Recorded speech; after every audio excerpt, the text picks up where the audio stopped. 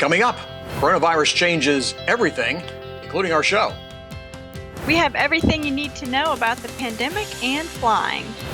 And a few things to take your mind off the virus, including a C-130 road trip. AOPA Live this week continues in just a moment. I believe that trust is something that you earn over time. It's not something that you have right away. We've been repairing headsets for years now, and I personally have been repairing headsets for 11 years. When a customer sends in their headset, they trust that it will be repaired and it will be perfect. This is AOPA Live This Week with Tom Haynes and Alyssa Cobb. The coronavirus is hitting the nation hard, and nobody is immune from the fallout. Here at AOPA, we're following the CDC guidelines on sanitation and distance between people, and many of us, like you, are working from home. Which explains the different look for our show this week as we come to you direct from our houses. Welcome to my living room. AOPA remains open and working for all our members, though, and as you can see, not many people in the building, but we will continue to seamlessly provide services to you with a large number of our colleagues working remotely. But the CDC's recommendation to avoid large gatherings does change some of the things that we do. And that includes our first scheduled fly-in of the year. AOPA and Go Wheels Up Texas have jointly decided to postpone our co-located event that had been scheduled for May 29th and 30th in San Marcos, Texas. We believe that we all must do our part to contain the virus by limiting travel and personal contact to reduce exposure risk and strain on the healthcare system. AOPA and Go Wheels Up Texas will look for an alternate fly-in date either later this year or possibly next year. At the moment, the AOPA fly-ins in Casper, Wyoming and Rochester, New York are still on, but we'll continue to look at those as we move forward. But while so many things are on hold, the FAA regulatory clock keeps on a ticking, and toward the end dates for a lot of things like instrument currency checks, flight instructor certificates, and pilot practical and knowledge test eligibility. With the whole nation shut down, many pilots are finding it hard to remain in compliance. So AOPA is asking the FAA for some relief. As AOPA President Mark Baker told the FAA administrator, the current restrictions to the U.S. population create an impossible barrier for the individuals to meet the necessary airman aircraft requirements. He asked the FAA to provide the maximum amount of flexibility, granting extensions for relief from regulatory time restrictions for pilots and aircraft owners for the duration of the COVID-19 crisis. FAA's sister agency in Europe, has already permitted extensions of up to 8 months. So, Alyssa, pilots out there already being challenged enough coming up with the DPEs to help them get check rides done and that sort of thing. And so you can imagine the extra stress that comes, and you got all these deadlines happening and perhaps no ability to meet with others. Right, exactly. And, aside from the check rides, if you have trips and things coming up and you need to renew your currency, your flight review, and then you're stuck. Right. Whereas GA is still the perfect, probably best way to go right now. Absolutely. Talk about that a little bit more. But meanwhile, of course, we hope the FAA is going to be flexible. We're getting feedback that they are pretty receptive to the ideas. We'll get some really quickly on that. Meanwhile, we're taking some of the things that have been postponed or canceled. Shortly after we recorded last week's show, Sun and Fun said they were tentatively postponing that Florida event until May 5th through the 10th. They'll make a final decision on April 17th. Earlier, the large aviation show in Germany said it was postponing the April event. And now Aero Friedrichshafen says because they couldn't find a workable date later this year, the show will go on April of next year. The Aircraft Electronics Association Convention in Nashville, scheduled for later this has been canceled for this year. AE plans their next show for March 2021. And the Arsenal of Democracy flyover and other events associated with the 75th anniversary of VE Day, Victory in Europe Day, have also been postponed until the week of September 20th. The event will feature a gala and a large collection of World War II aircraft over the National Mall, Washington, D.C. And yet another change, the AOPA Air Safety Institute's in-person safety seminars have been canceled until further notice. The in-person flight instructor refresher courses have been canceled through May. And also, the AOPA You Can Fly program has canceled all of its in-person Rusty Pilot seminars through May 15th. And we're constantly updating a webpage with these changes and cancellations as we learn about them. You can find it by following the latest news link on the AOPA.org homepage. Now, all of this is for the greater good. If all of us stay home, practice social distancing, and wash our hands, we'll slow the spread of this virus and get back to normal. And Tom, I know I will be ready to get back to normal as soon as possible. Oh man, me too. I'm getting tired of looking at these four walls inside the house here. I think we should get out and do a few things, but I guess we're all doing the responsible thing by being careful. But it doesn't mean that you can't necessarily fly your airplane. So something that we should stay away from during this time of social distancing. Well, we asked Dr. Brent Blue, an ATP-rated pilot and senior aviation medical examiner. We don't have any concern if you're healthy and you're flying the aircraft alone in your own aircraft. I mean, that's not a concern. A concern would be if the pilot themselves had some symptoms of illness, or they had passengers who were ill or became ill shortly after the flight. Okay, but what about flight training and sitting shoulder to shoulder in that little airplane? I really think it's an individual decision, and a lot of it depends on the instructor and the student. I mean, if everybody is healthy and has had no exposure or has no high risk exposure, I don't see any reason why flight training couldn't proceed. Obviously, one-on-one contact could be an issue if one person is infected. But that's true for the flu or the common cold as well. So every time we get together with somebody in the cockpit, there's always that possibility of a transmission of disease. Now, there are reasons why the virus might be in your airplane. Perhaps you've volunteered to transport a medical patient, for example. So how do you clean your cockpit? Transport a patient who has been ill, I think it's always a good idea to wipe down the surfaces of the aircraft, the interior of the aircraft, with a antimicrobial material or sheet. You can buy those sheets, like the Clorox sheets or the Purell sheets.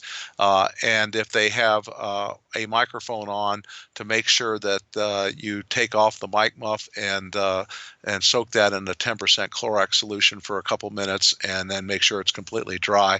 Don't forget to wipe off the microphone as well.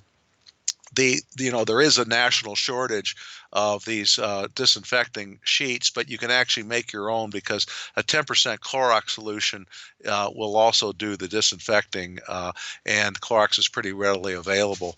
Alcohol will also work, and Dr. Blue reminds us of one more thing. Traveling in a private aircraft is probably the safest way to travel at this point. I mean, it's a much different environment than an airliner, and it is a very safe way to go. That's one of the points that AOPA and other aviation organizations want federal officials to keep in mind.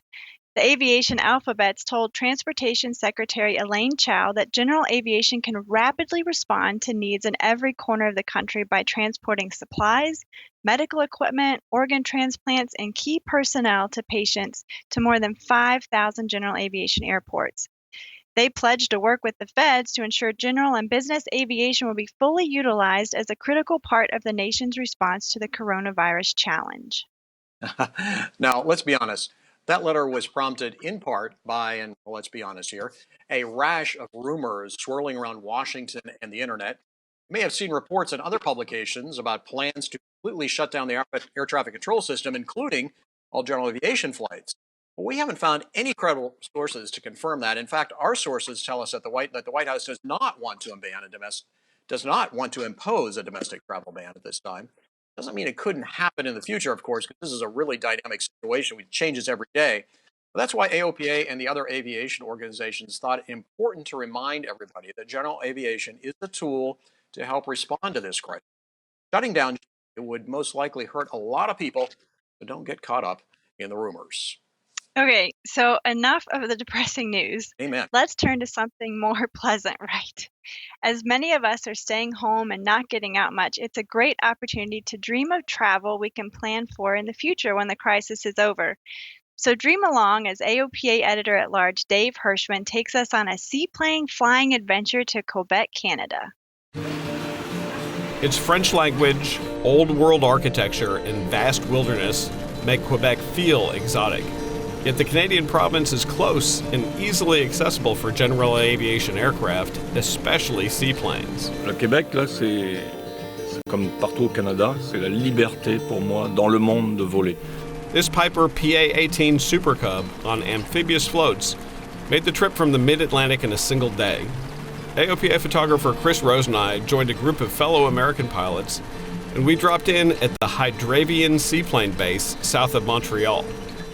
Alain Priem, a former French fighter pilot, provided an aerial tour of the area with countless floatplane landing spots. Un pays énorme où il n'y a plus rien. Puis vous avez entière liberté de vous poser dans tous les lacs que vous voyez, dans tous les endroits que vous voyez. Donc c'est le paradis pour les pilotes. Donc dès qu'on quitte la vallée du Saint-Laurent, c'est des forêts à perte de vue, des centaines de milliers de lacs. Priem and his wife Laura operate a seaplane flying school and a bed and breakfast. Most of their flying students come from Canada and Europe, but Americans are welcome too.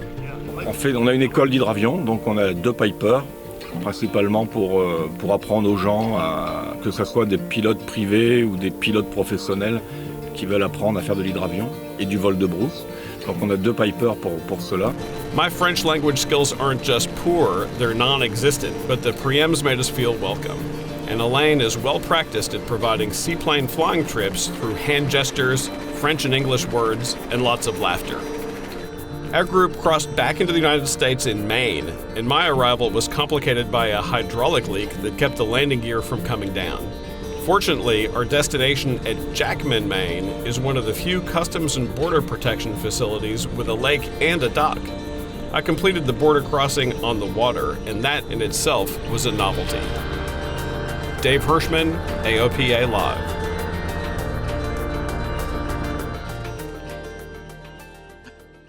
You can read more about seaplane flying in Quebec in the April issue of AOPA Pilot magazine.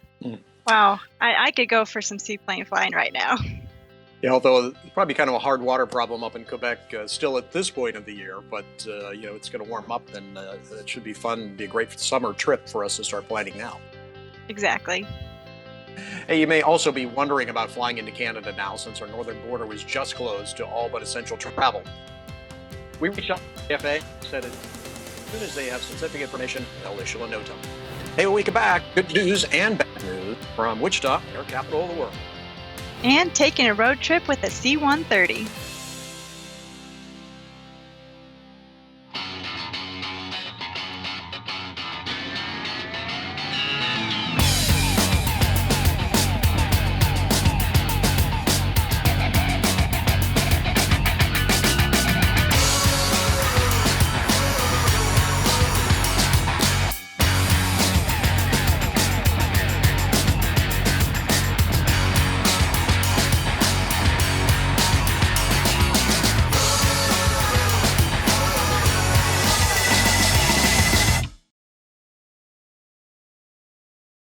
Hey, welcome back to our temporary studios as we maintain social distance.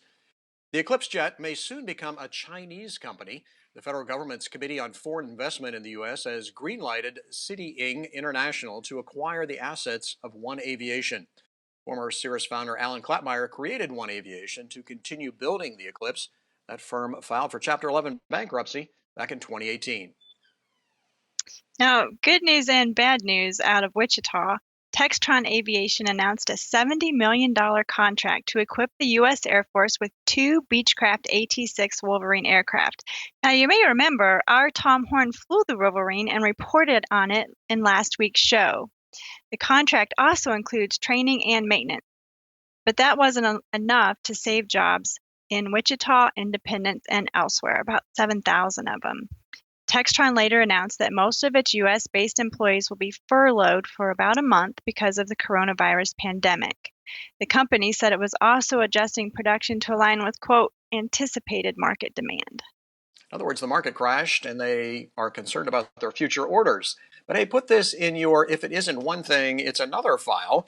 The FAA shut down the tower at Chicago's Midway Airport on Tuesday for disinfecting after several technicians tested positive for coronavirus. Traffic operations were scaled back as well, but the airport remained open. Tower at Las Vegas McCarran Airport, meanwhile, closed Wednesday after a controller there tested positive for the virus. Airport operations continued at a reduced rate, and Salt Lake City's International Airport closed Wednesday, but it wasn't for coronavirus. Instead, a 5.7 magnitude earthquake hit about 5 miles northwest of the airport. No injuries or major damage, but the tower remained closed for a while. Mobile tower has been brought in until the main tower can be inspected and cleared for operation. Sometimes you just can't get a break, you know, Alyssa. Here in Frederick, just across town, we're home to one of the premier infectious disease labs in the world, Fort Detrick. Yeah, and they're probably working on the coronavirus even as we speak. But our final story this week isn't about viruses. It's about Fort Detrick. This C-130 Hercules flew its last flight into Frederick Municipal Airport months ago, and then they started taking it apart piece by piece. It's going to serve as a static mock-up at Fort Detrick. The military will use it to test medical transportation technology, but getting it from the airport out on the edge of the city to an Army base without a runway, at least not a runway anymore, they used to have one out there, well, that was quite a feat. AOPA Live's Paul Harrop went along for the journey. I've never seen it. I'd bet you've never seen it, but this ain't Charlie White's first Herc rodeo. Normally what we do is just like we're doing now, 2 a.m. in the morning when there's little traffic out. We've run the route several times, looked to see what's on the route. We've had to move some tree limbs, a couple of signs, but once we get rolling here, it should go pretty good. How big is this thing? What are the dimensions? It's 16 and a half foot wide at the wheelbase here and 36 wide on the top of the wing here. What challenges does that present? With the wing in it, a little more challenge than it would if it was just the airframe. With plenty of help from the Maryland State Police, the convoy is convened. They're better to stop traffic, block the roads than we are. We go out there and try to block it, people try to pass us. So it's much safer with the state police in all states we go through. But they didn't mind even snapping photos of this once-in-a-career kind of move, and they're needed. With all the logistical challenges of moving a C-130 on city streets, the biggest one might be right in the palm of people's hands, drivers trying to come up next to it and take a picture. Biggest thing is keeping people out of the way. That's one of the biggest challenges we have is people want to pass it and take pictures as we're driving along, not realizing the danger. This thing will not stop immediately. Over the course of several hours, the formerly formidable four-fan flyer slid across Frederick and on to its next gig on Fort Detrick. Paul Harrop, AOPA Live. The AOPA photography staff set up a time-lapse of the airplane being prepared for transport over the last 6 months. They've captured some stunning images. See the photos on AOPA.org and in an upcoming issue of AOPA Pilot magazine. It's quite an event, Alyssa. Of course, it was fun having the airplane at the airport for a while, but it was blocking a taxiway, so we're glad to have that taxiway back. And oh my, what an ordeal to get that thing across town and over to Fort Detrick. Yeah, it was quite the conversation piece. I wanted really to go watch them transport it, but I didn't think it wise to wake my 8-month-old up in the middle of the night. Yeah, 2 a.m. wasn't exactly the most convenient time for most of us, but glad Paul and Mike Collins and the others were out there to capture that for us. I think Dave Toulis was out there as well. Yep. Well, that's it for this week, folks. Thanks so much for watching. And let us know how you're weathering the storm. Send us an email and comment on YouTube. And keep your distance, wash your hands. Remember, we're all in this together, and we'll all get through it together. See you next week.